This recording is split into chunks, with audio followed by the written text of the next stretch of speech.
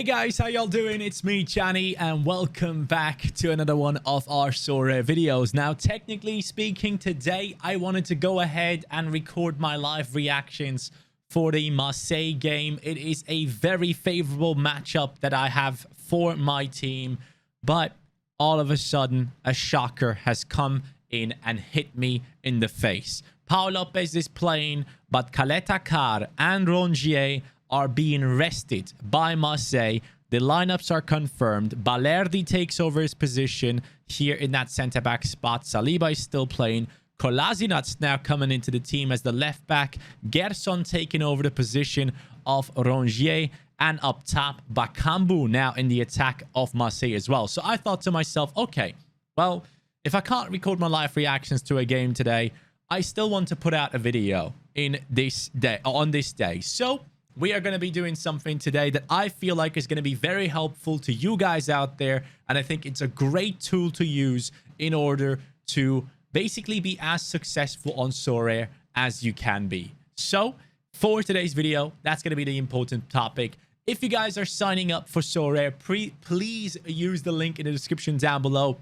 As you guys might have noticed in the last video, we are now an affiliate with Sorare, and that link helps us massively. If you sign up with that one after buying 5 items off the market, off the auctions, the primary market, basically, you will be giving a limited item for free. So hopefully that will help you on your journey on Sorare. But let's dive straight into the topic I want to discuss today. So as you guys know, over the last few days and possibly weeks, I have gone ahead and basically sold every single limited item I had in my club. I wanted a complete clear out of the club, and I've done so. I've cut my losses on players like Marco Reus, who I purchased for around 500 euros at the time, and I took my money and ran with it. You can see it here. Some of these players I've made losses on. Yes, I do agree. But some of the players that I've sold at the time, I have made some profit on. Players like Openda, for example, who I bought for 190,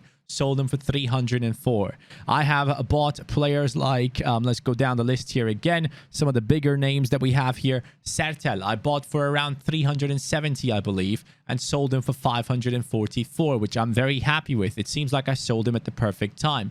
Unai Simona bought for a little bit less than what you can see here, I think. And then we made some profits off of him as well. But mainly speaking, I have basically gotten rid of all my limiteds in my club. And the reason behind that was I wanted to get involved into the rare divisions. I personally think my budget is better suited for the rare divisions. As you guys can see right now, my budget is evaluated at around 24,114 euros when it comes to the team itself. Obviously, that number is not perfect, but it is in and around that number. When I would be going ahead and selling everything that I have in my club, that is what we will be looking at. So I've listened to a couple of podcasts out there of some of the most influential managers on Sorare, specifically the one with Nep and also the likes of You Never Walk Alone. He is one of the biggest, maybe possibly the biggest manager on the platform. I'll show you real quick. So his gallery is worth 2.26 million. Yes, million. And he is part of Blackpool, who are like a group of people who play Sorare quite professionally, basically. His lineups win him rewards 33.5% of the time. And he has some of the most insane players in the game. And he bid 240 Ethereum on the likes of Haaland's unique and couldn't win it at the time since it went for 265. I think he bid 240 and then got outbid at 265 and said, I'm not going to go further than that. So basically, I am taking this information from people that are on the platform for a very long time. This guy, for example, has been here since 2019. So basically one of the first ever managers on the platform. And I've been listening to what he's been talking about, and it has kind of opened my eyes to some other mistakes that I've been making. Of course, selling off my limiteds and going into the rare divisions for my budget is the right move. And at some point, I can get back involved into the limiteds, which is probably something that I want to do. But let's talk about the big issue with my club. So the main issue with my club all of the time has been that I personally have been trying to spread myself as wide as possible over all the divisions and every single league I can play in. So for me, I always thought of Sorare like this. I thought, you know what? I can only be successful on the platform if I am taking part in every single division there is in the scarcity level that I want to play in. So now I switched over to rares, right? I have a team that can play in All-Star, a team that can play in Under-23s, a team that can play in Champion Europe, and a team that can play in Challenger Europe, which for this week I decided to put into All-Star for the ETH grind. Now, this puts me into a spot where, yes, I have some good players in my team, right? If you go into my club and we look at the Under-23s, I have a starting goalkeeper in the Kaiser who's going to be great for me, right? So let's go just, can we go Under-23s here? We can't do that. Anyways, so for the Under-23s, as you guys know, we have the lineup right here, which is, at the moment, the Kaiser, Raum, Hödemakers, Rabbi Matondo, and Theo Hernandez. Looking at this team, you have two players that probably others would take as well that are top-tier managers. Players like Theo Hernandez and players like Fabian de Kaiser. And if they have done their research, they would see that Hödemakers is also someone that can be quite successful, but isn't going to be enough to reach those top levels of rewards. So basically, you're looking at three players here that for Under-23s are not competitive enough to win the highest amount of rewards. So for me, this team is more of the occasional tier 3 rare Under-23 reward type of squad. Now, looking at that realization makes me sad because I personally want to be playing for the best players on the platform, not because of the monetary gain, but because I want to own them and use them in SO5 to keep on growing my account and have fun with it. This is something that I do with disposable income. This is something that I personally really enjoy doing. And as always, guys, please, nothing I say in this video is financial advice. I am still learning myself. I have no clue. You have no clue. Let's have no clue together, right? Let's learn. Let's keep learning. There's never going to be a point where we know everything about Sorare, but we are trying our best. So as always, don't take anything I say as financial advice or advice for your club. This is just educational entertainment, I guess you could say. Nonetheless, we have a team in the Under-23s that is quite good, right? With the Kaiser, Theo Hernandez, and if we get lucky, we can get some good points out of this team and get ourselves a tier 3 reward and maybe even a tier 2.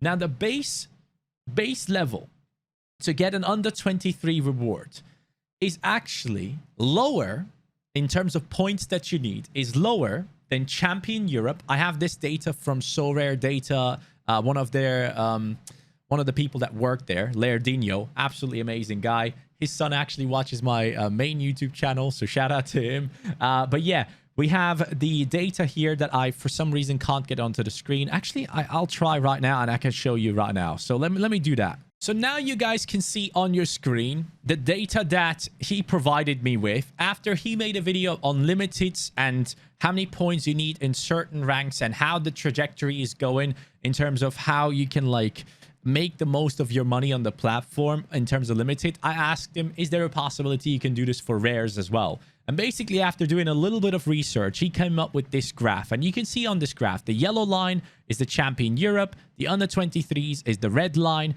the Challenger Europe is the green line, and then you have the America one, which is the orange one, and then the Asia one, which is the light blue one. And you can tell a couple of trends here. First of all, by the way, All-Star is blue. And just follow that blue line, basically, on your screen, right? So you can see that the All-Star is constantly rising and is currently at around, I would say, 365 to 370 points for you to get any rewards out of it.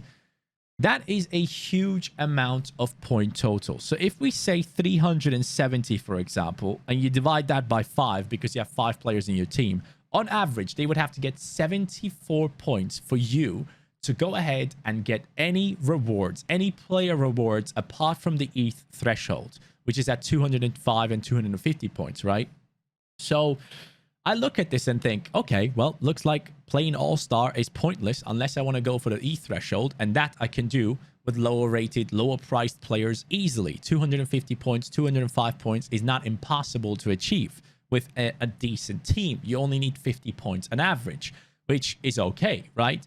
Then moving on into the under 23s, and you will see that darker red line, basically starting off at around 320 points, I would say, and kind of staying consistent, right? Kind of staying consistent where it is, and it's around like 330 points. And that's a massive difference. 330 divided by 5 is around 66 points on average for your players, compared to the 74 that you need in All-Star to get any player rewards. So for me, I look at that and think, hey, I might be wasting my time putting my money into All-Star, just constantly grinding the ETH threshold with a team that's way too good for that level, right? I can get a much cheaper team and grind the ETH that way, and reallocate my budget somewhere else. And that somewhere else where I personally would love to get involved in the most is the under 23. The under 23 will always be my number one, and it will forever stay that way because I make videos on career mode and stuff, and those players are mostly under 23 that I use in my videos, and they are celebrated by the people that are watching those videos. So I look at this and think, okay, so under 23 seems to be the place to be for me personally. Then I look at that and see that Challenger Europe is kind of coming down a little bit, right? From its starting point, it's coming down a little bit. But at the same time, you think, okay, it is coming down a little bit, but what kind of reward am I getting from Challenger Europe? When I get a tier 3 Challenger Europe rare, how does it compare to like an under 23 Europe rare, or even a Champion Europe rare in that sense? So I see that Champion Europe currently is pushing towards a point where it's very close to Challenger Europe as well. And Champion Europe rares are just worth a lot more normally than the Challenger Europe ones, yeah? So that gets to a point where I think, okay, so under 23 is a place to be. And Champion Europe, the amount of points needed is coming down while All-Star is going up because everyone is trying to grind the ETH threshold at least and get some of the best players in there. Now, avoiding All-Star is not a smart thing to do.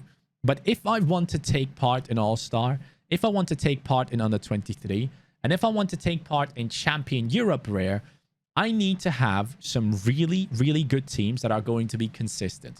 So that gets me to my point now. I have gone ahead and listed a bunch of players that I am willing to let go in order to restructure my squad a little bit and reinvest that money in different places.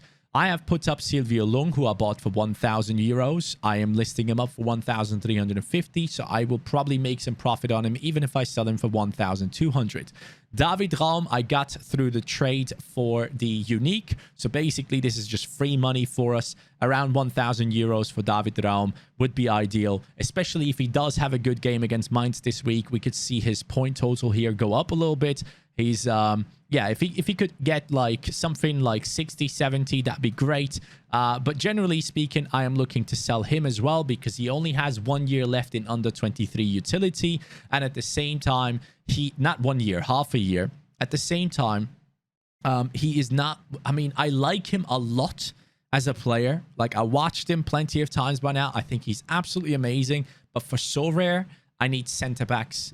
And that's what I need. I can't have fullbacks. They are just way too inconsistent in their scoring unless they are players like Trent. And it's just not going to happen with David Raum anytime soon. So for me, I am looking to cash in on him. I am also looking to cash in on Luis Openda for the exact same amount of ETH value that I bought him. And the reason behind that is I have Jesus Ferreira, who from the 26th of February is going to be my forward in the under 23s. And that is going to be one of the best under 23 forwards you can really have in your team. One of the top performing ones. Openda is good and all, but I think that might have been a little bit of a bad purchase, especially now that he's currently suspended. He's only going to be able to play the game on the 12th, which is 8 days away now. So if I can sell him on for the exact same amount, I'll let him go. I'm fine with that. And I'll just move on as if nothing happened.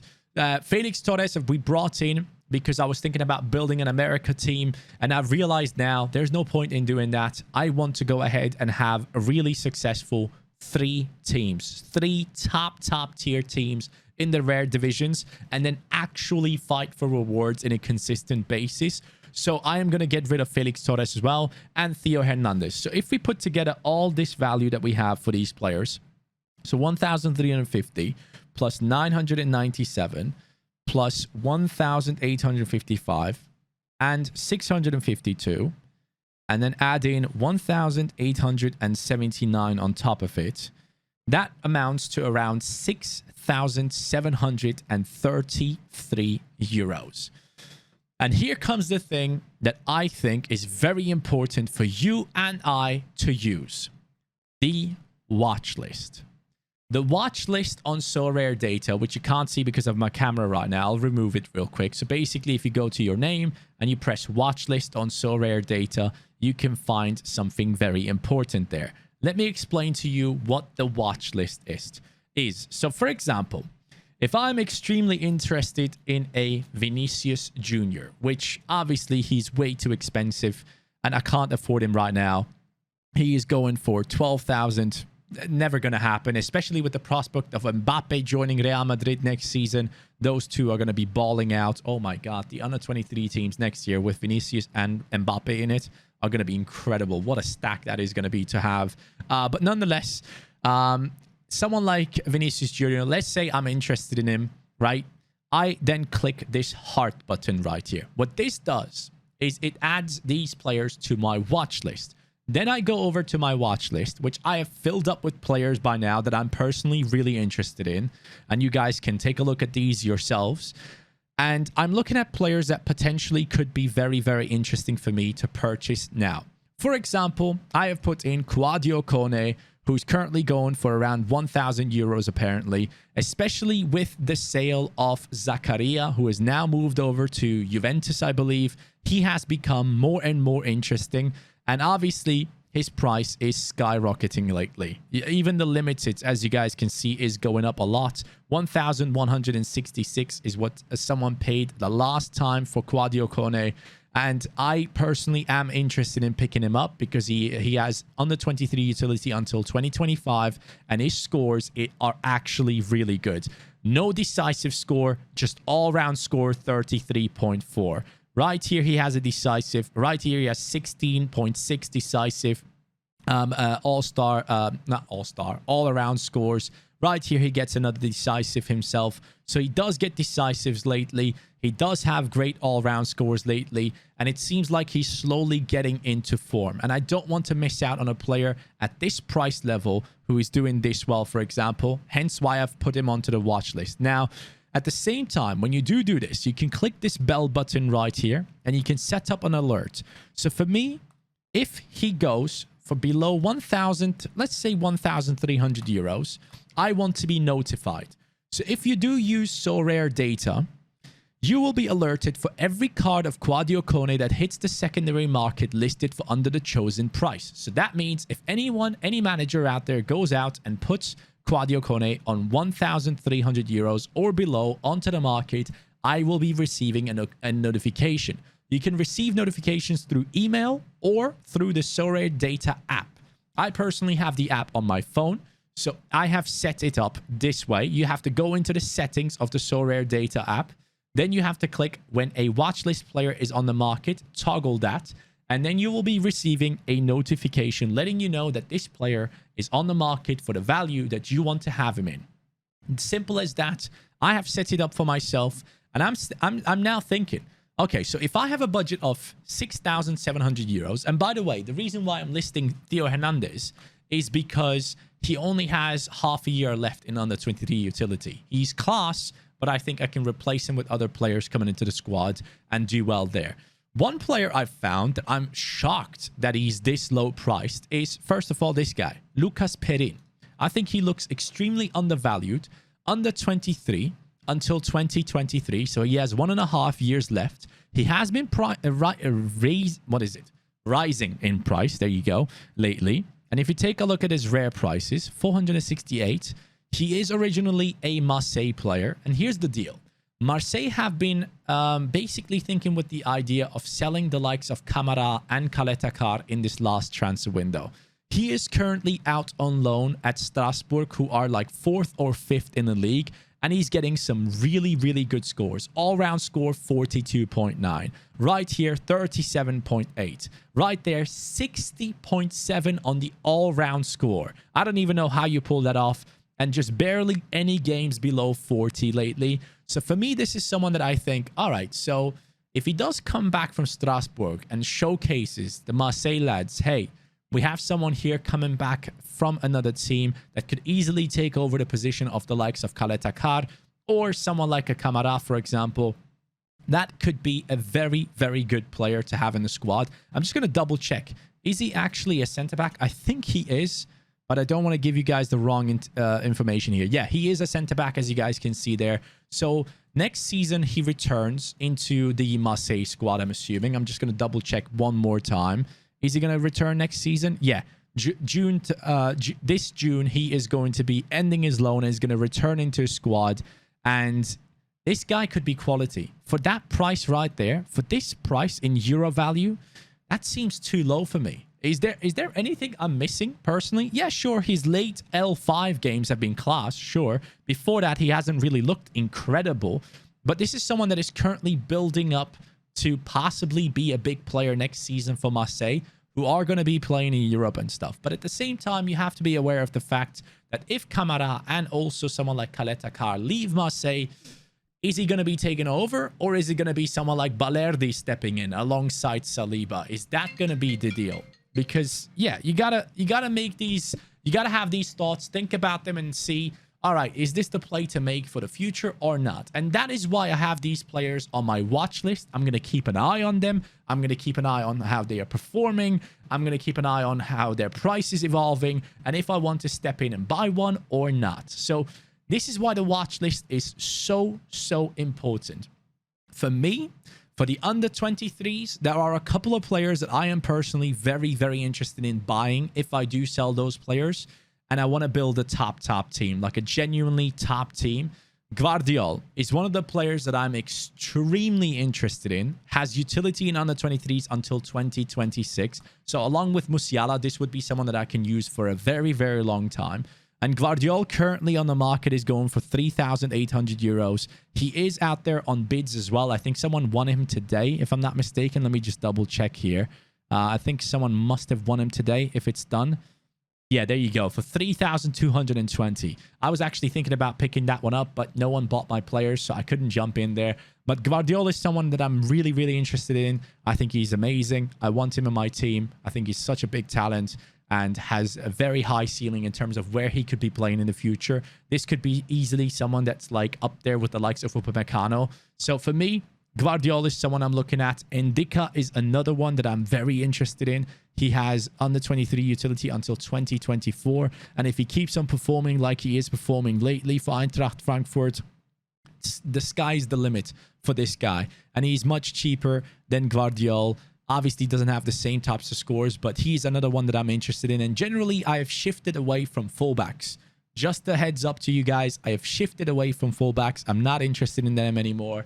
I am looking into the central players from this point on because they do seem to get the best AA scores due to them shifting the ball across the field all the time. So those are a couple of players that I put onto my watch list. I have Guendouzi here, who I've seen play for Marseille. I like him. I just wonder how his future is going to be looking. Then I'm looking at players like Florian Wirtz in terms of like a massive long-term investment, just like Musiala. But then again, at least with this guy, you get some utility out of him immediately. And his rares have been selling for around, what is it, 6,300, 6,800. So if we do sell all of our players, maybe someone would sell their Florian Wirtz for around this same price here to us. And then I'm thinking Florian Wirtz up top in the forward position.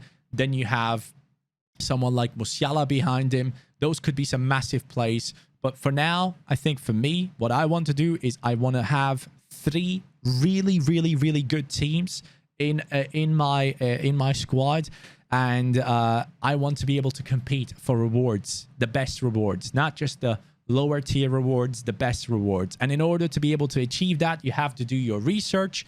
You have to find the right players, put them onto your watch list, and see how things work out for you. Set up alarms for prices that you would be willing to pay, and see if you can get these players for those amounts. So that was something I really wanted to mention to you guys. I have a little shift in my strategy. I will still be in the rare division, but I want to bring in the top players. I don't want to be one of those guys that has to have luck in order to get into the rewards. I want to be someone that has to have a very bad day in order to not get rewards. That's where I want to get to, because with the amount that we have invested so far, that should be my priority. I am wasting my time, spreading myself too wide.